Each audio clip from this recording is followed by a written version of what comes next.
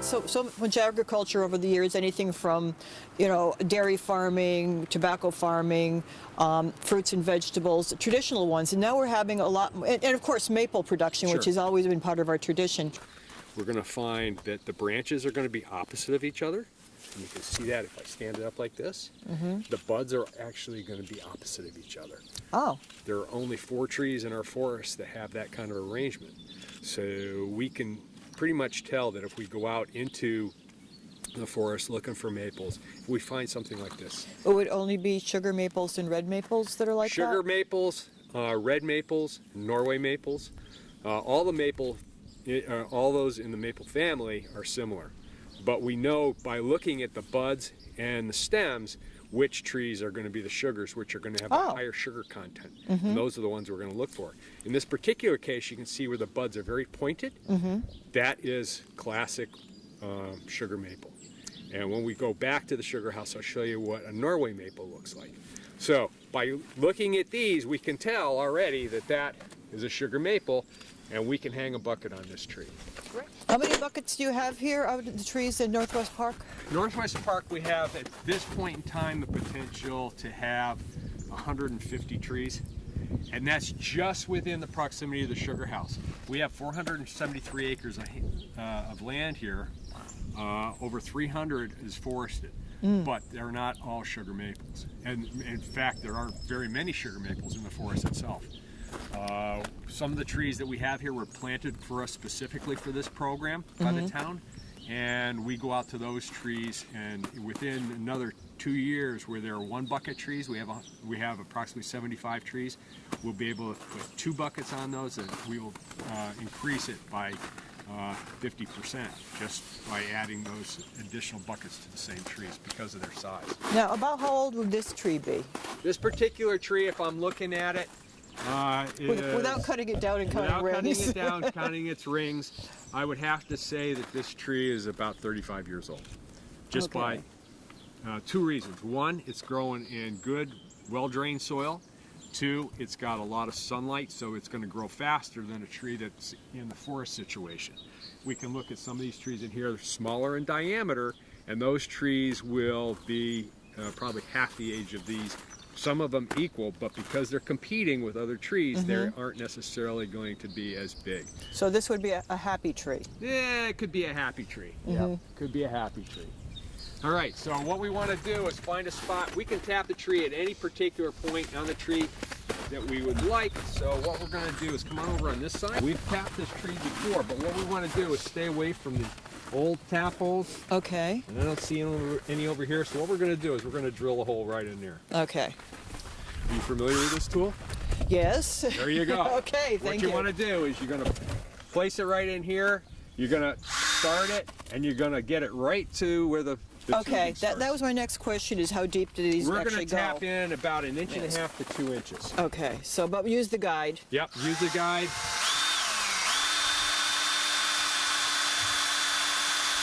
It's not making any noise that it's unhappy. Nope. Are we good? Yep.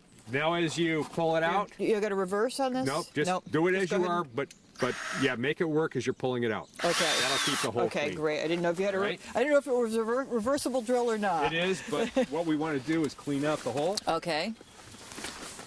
Here's the hammer. Okay. There's your target. We only have to put it in about 1/2 inch. Okay. And this is made out of plastic? Nope. This one here is metal? Is cast metal. How's that? Yeah, a little bit more. Okay. Give it one, as I tell the kids, for good luck. Okay. Okay. Didn't even hit my thumb. No. After a while, you become expert at this. Uh-huh. All right. Well, it's not running out. Not yet. It's still cold. Yep. Now, the reason why sap runs to begin with is there's pressure within the tree. As it gets warmer, right now, it's cold. Obviously, the temperature is only about 30 degrees. But you're warm because of the radiant heat that's coming from the sun. Now, if you're this tree, this side of the tree is cold, this side of the tree is warm. There's pressure being built up inside the tree, which causes the sap to flow. Okay. And as it flows, it's going to go throughout the tree. And as the days get longer and warmer, it's going to go to the outer limits of the tree, and these buds are going to get that energy and they're going to start opening up. Those buds will become the factories that produce the sugar for next year, and that's the leaves that we're going to use through photosynthesis. So as the day gets warmer, this tree will warm up, the pressure will start, and it'll start to drip if we get above 35 degrees today, and they say it's supposed to get to 40, 42. Yeah, and it's supposed to be sunny too, so Yep. nice, So warm if you up come nicely. this afternoon, you probably will find that this tree is finally dripping. It just fits right on there, huh? Oh yeah, there's a little There it hook on is. here. Yeah, okay, and And there's the lid. What you any do? right way or wrong way? Nope. Okay, You just put it on. It's like a spring. except my glove's stuck in it. There you go. There we go. You're good. It'll stay? It'll stay. Oh, great. There it is. Very good. That's the next. That's all. Now all you got to do is wait for it to drip. Uh-huh. And on a good day, this is what you'll hear. This bucket is a capacity of 2 gallons, and on a good day, this could, without emptying it, could flow to overflowing. Now, yeah, you have classes here. How many volunteers do you actually have to help with? You have a lot of buckets to empty. We have, on weekends, we have an abundance of volunteers. This program, other than the educators who do the school programs during the week, this is a volunteer program. I have retired folks who will go out and collect our sap every day, and some of them will actually go and tap our trees. But for most of it, there's 2 of us that go and check all our buckets when the sap is running, and there's only 1 of us that does all the cooking. Everybody else does the collecting and the hanging of buckets and the cleaning at the end. Now, collecting, do you just, I mean, these buckets are probably fairly heavy for some people. The 2 gallons is, has some weight to it. Do you have use some kind of cart or something, or, a truck to pick these up with? Because this is one of 2 sugar bushes that we have, a sugar bush being an area of maple trees that we will tap to get sap. The furthest one of that, we have our pickup trucks with barrels in the back that are 35 gallons in capacity. We'll drive out, but we still have to carry it out of the woods in 5-gallon pails. I've seen some of the commercial operations that use the tubing and everything else, and I'm sure it's very efficient, but there's nothing quite like the old-fashioned way of doing it. It is very efficient. Years ago. And in fact, they're using, in many cases in our state, a lot of the bigger producers, if you will, who have over 500 to 600 to several thousand taps, will be using tubing with vacuum, which is actually sucking the sap out. And they'll be able to get a lot more sap out of these trees than we would just by doing gravity with a bucket system. Does that hurt the trees in the long run using the vacuum? Science is still out. Okay.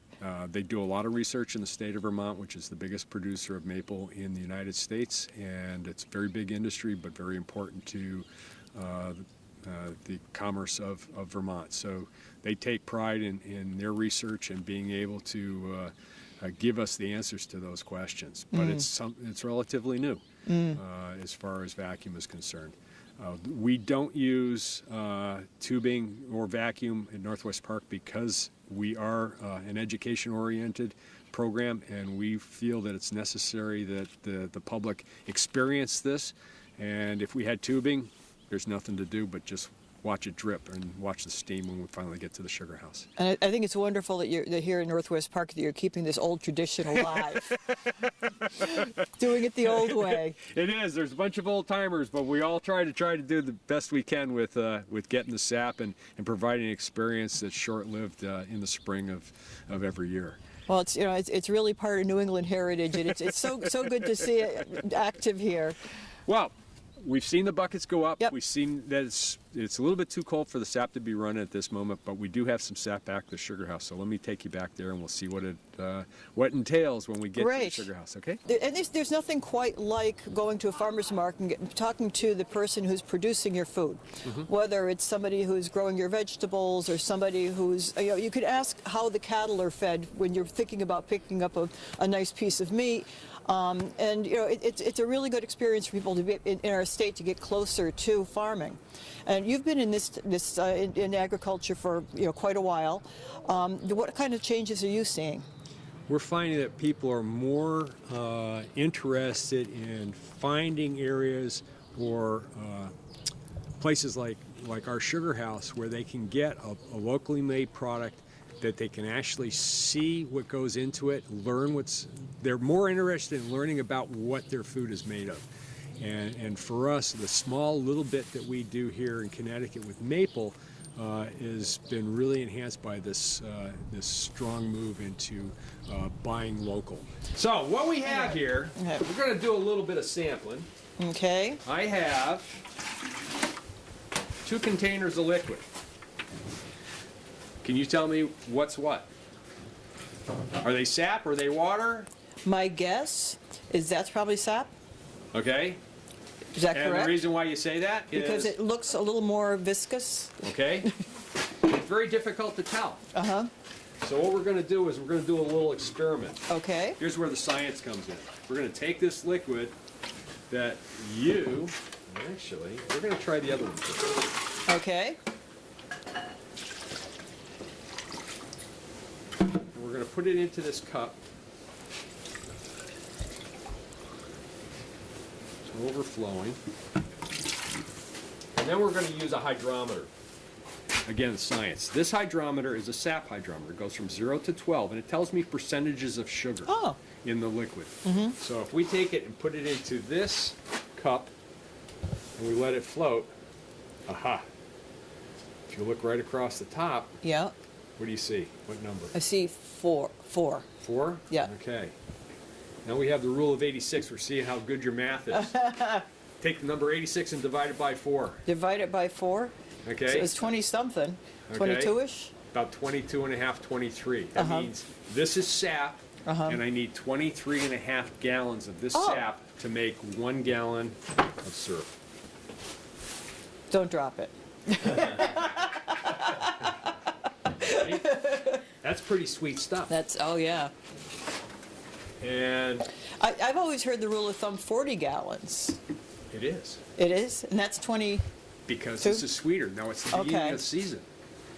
In the beginning of the season, the sugar content is higher because the trees aren't utilized. It's just coming out of dormancy. Oh, But okay. as the season progresses, if we had a graph, we'd have high in the beginning, and as the season progresses, the sugar content gets less. Okay. On average, we have sugar content of 2%. At 2%, we need 43 gallons of raw sap to make a gallon of finished syrup. Okay, so this is 4%. This is 4%. Okay. And at the beginning of the season, that is what we're going to, let's see. I don't remember which one you took it out of either. Okay, now this other one, we're gonna put it, looks just the same. It sounds a little less thick, kind of. Just, no, yep. That's. I think you just have a little bit of residual from the previous thing. 0, it's water. Yeah. All right? Yep. If it's water, has nothing in it, which means it's not worth cooking unless you want a steam bath. So what we're going to do is we monitor our sap. For instance, last Saturday we had a heavy rainstorm, and the lids weren't put onto the buckets securely. And what happened is we got rainwater in some of our buckets. We know our trees, and we know which ones give us a lot of sap, and we know which ones don't give us as much. The ones that do, if we should find those buckets full, we have to be suspect that there might be some contamination of rainwater only. So what we'll do is we'll take and use the hydrometer to check to see whether or not it is worth boiling. If it isn't, we don't want to deal with it. We might as well dump it, because that time we're going to save when we finally come into taking care of the sap in the evaporator. So right now we're running in this particular batch at 4%. So we need 22 gallons, 23 gallons of sap to make a gallon of finished syrup. But on average, it's going to be about 43 gallons. At the end of the season, we may need as much as 80 gallons of sap to make that same gallon of syrup. And how long do you think the season, in a regular year, how long would the season run? Normally, if we have normal weather conditions as far as snow, cold temperatures, the season here in Connecticut lasts approximately 5 weeks. Okay. And Not very long, not very long. especially this year. Well, it's not our normal period of time, but we may have shifted it. So Okay. if we started last week finally getting sap, and we look at what another 4 weeks would be, we're looking, I'm hoping that we still will be able to cook sap on the second week of April, which would be fine with us if the temperatures don't get extreme, being up in the 50s and stay in the 50s. Yeah. So we could have a normal season, although late, or we could have a fantastic season or a lousy season. We're still waiting to see. And you're looking for, is it warm days and cold nights? Exactly. Yeah. Ideally, as it was last night, it was 18 degrees at my house, and the temperatures they say are going to get into the 40s. That's what we like to see. Below freezing, at least into the mid 40s during the day, and then back down again. And that keeps the sap flowing, and the holes that we drilled into the tree stay healthy. As the days get warmer, those holes will start to dry up, and that'll end our season. Do the tap holes hurt the trees at all in the long run? They do damage to the trees like any other wound, but because of the small diameter of these and the depth that we're going into, a healthy tree will be able to take and heal that wound over relatively quickly. We would used to say that within 3 years, the wound that you created with the drill would have healed over completely, and all you would see is a scar on the bark. If you're a good steward of your trees, as we are here at Northwest Park, we monitor our trees during the growing season. Should we see that there is a problem, whether it's leaf defoliation through insect or disease, we will make note of that and not tap those trees in the coming year, because we know that each one of those leaves is what's going to produce the sugar that's necessary for the tree to grow. And if we find that that is going to be impacted at all, we will not tap those trees. We have that same situation with trees that folks allow us to tap in their yards. Big maple trees are starting to decline, so we don't tap those trees any longer. Okay. I have a couple of like 200-year-olders in my yard, and they're in locations that are pretty shady. So you're saying that something that old and something that's probably not in an optimal area probably wouldn't produce that much? No, I'm saying a tree that size and that age probably is a big producer, because okay. you figure each one of those leaves, and if it's in an open area like your yard and not in the forest, it's got a big crown. I suspect you'll be calling me then. If worse comes to worse, we can do that. But right now, we've got plenty of trees, and we still have trees we haven't tapped yet because of the fact that we can't get to them. But we do have reserves that we can always fall back on should the need arise. But right now, we make enough sap for our needs here at Northwest Park. So what's going to happen next is we're going to take your sap and just put it in the evaporator.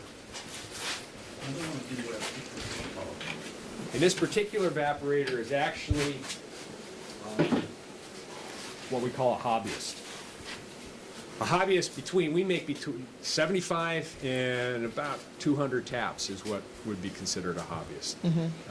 The backyard sugar maker may even have less than that. And his evaporator, if he's got an evaporator, would be the size of this front pan. And how many gallons does this hold?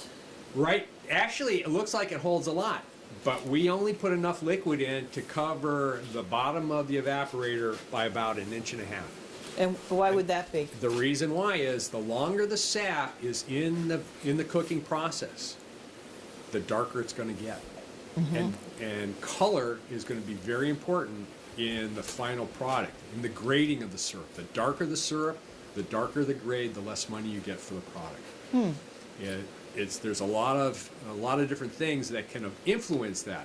The first sap with a sugar content that's very high, less gallons required to make the same gallon of syrup, will not require as much cooking time to reduce it to get it to that consistency that we consider syrup, which is 66% sugar.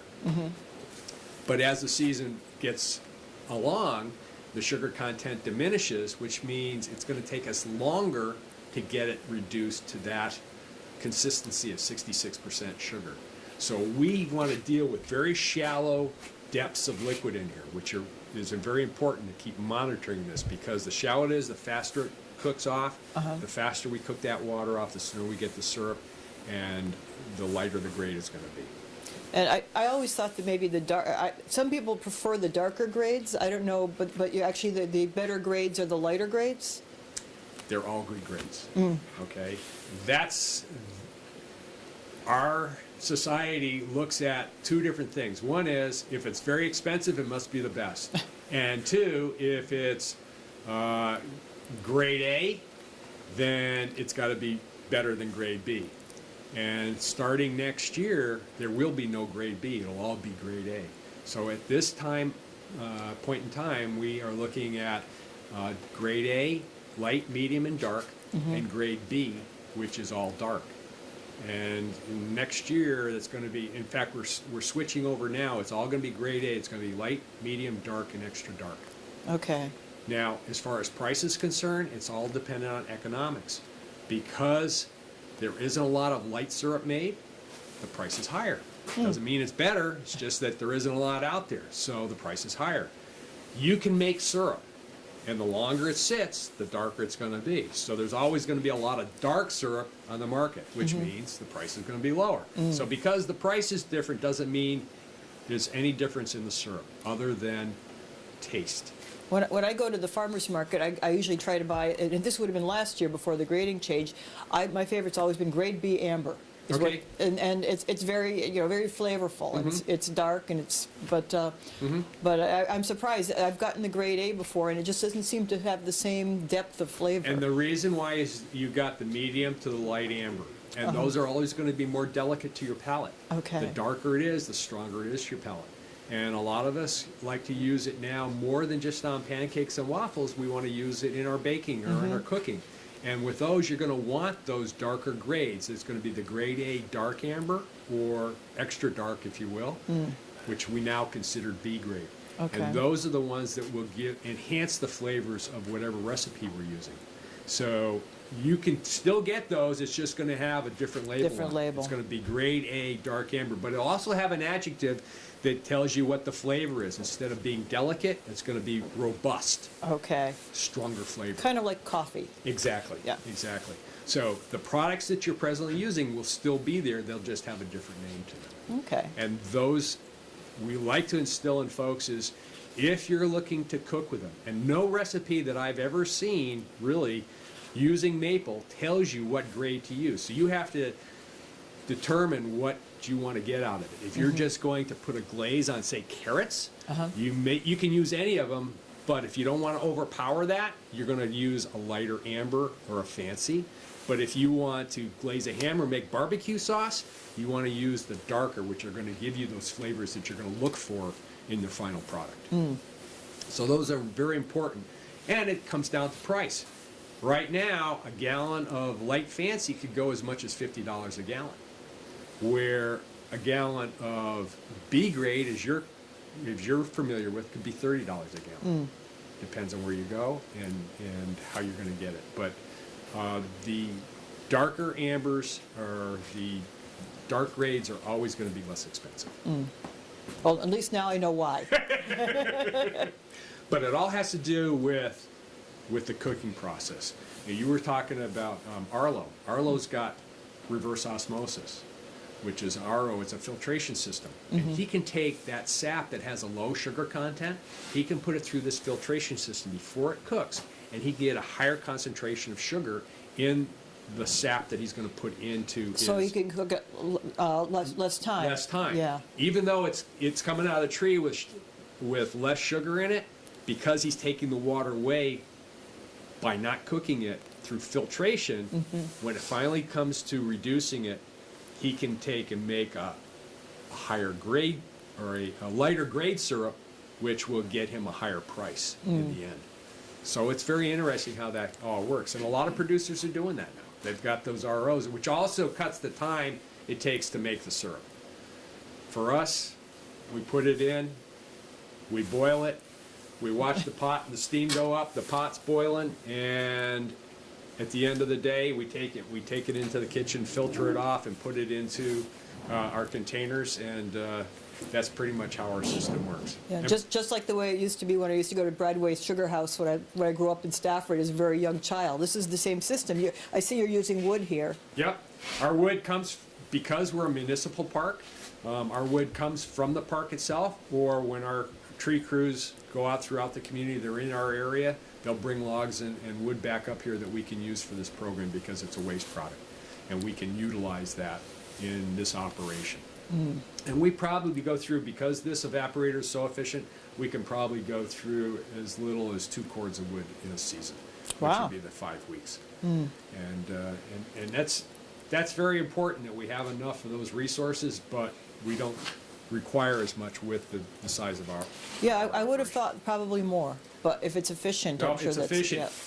When we first started here, well, boy, many years ago, Well, you said you've been doing this for 27 years. yeah, So our evaporator was a flat pan similar to this, a little bit larger in size, sitting on an old home heating oil tank, which is 275 gallons. And it could take 4-foot lengths of wood, just put it in there. And that generated so much heat that a new pair of coveralls that I would put on in the beginning of the season would be completely disintegrated at the end of the season, because it's just like putting a hot iron onto fabric.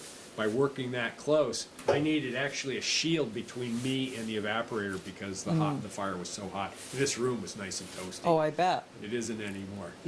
Not with this one, because it is so efficient. But it's been a great investment for us at the park, and we have a few folks who are willing to take and boil, make the real product, but everybody pretty much leaves it up to me. And what do you do with the syrup that's produced here? Our syrup is sold on the property. We make approximately 40 gallons of syrup in a season. We use 10 gallons, 8 to 10 gallons for our pancake breakfast, which is a fundraiser. We have, in the last few years, had an average of 550 people come for our breakfast. Anything that's in excess of that, we will bottle up in pints and half pints and sell it in our Nature Center store. We have demands for it. We can't keep it on the shelf. We don't have to go out and try to find a distributor in grocery stores or whatever to sell our product, because we know that anything we bottle here will leave the shelf. Well, I'm sure with the different groups coming in and everything else, you kind of have a built-in market. Yeah, for we it. have to have enough. Unfortunately, for this weekend, I don't know whether or not I'll have enough bottled, because I keep enough in reserve for the next year's breakfast, just in case we have a situation like we have this year, where I haven't made but a quart of syrup so far.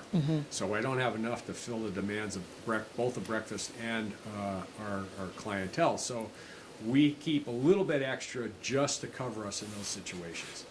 But we'll have plenty for our breakfast, and in fact, I just found that I had more than enough, so I'll be bottling tonight and tomorrow. Great. It really is. Yeah, I was also mentioning to you before that in the General Assembly we've put together, we kind of reinvigorated our rural caucus. We had a rural caucus in the past, and we've changed that to now a rural and agricultural caucus. We're changing the focus a little bit. On the rural end, what we've represented the interests of a lot of our smaller communities, but by adding agriculture, we're also representing our farmers. We're making sure that any legislation, we're watching to make sure that there's legislation that helps, but also checking to make sure that there's legislation that doesn't harm our agricultural sector. We consider it a very important task, and we're very active in trying to promote agriculture. Wow, that's great to know, because for us in Maple, we're always trying to educate more folks and get the interest out there. It just is one more building block to agriculture in our state, which makes us.